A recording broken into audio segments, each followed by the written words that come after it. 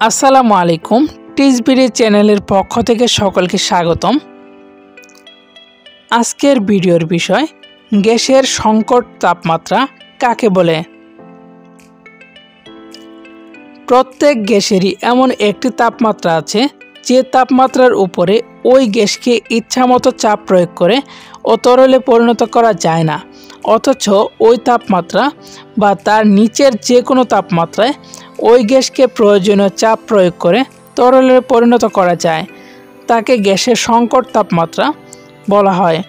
যেমন carbon dioxide এর সংকট তাপমাত্রা 31.1 ডিগ্রি সেলসিয়াস।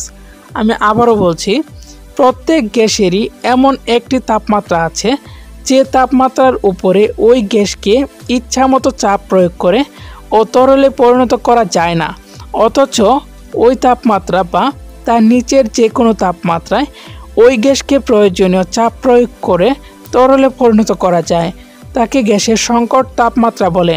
যেমন কার্বন ডাইঅক্সাইড এর সংকট তাপমাত্রা 31.1 ডিগ্রি সেলসিয়াস। ভিডিওটি যদি আপনাদের কাছে একটুও ভালো লেগে থাকে তাহলে অবশ্যই ভিডিওটিতে একটি লাইক দিয়ে ইউটিউব চ্যানেলটি সাবস্ক্রাইব করে রাখুন, তাহলে আমরা শিক্ষা সংক্রান্ত যে কোনো ধরনের ভিডিও আপলোড দিলে সাথে সাথেই নোটিফিকেশন পেয়ে যাবেন। ধন্যবাদ সবাইকে, সকলেই ভালো থাকবেন। পরবর্তী কোনো ভিডিওতে দেখা হবে আপনাদের সাথে। আল্লাহ হাফেজ।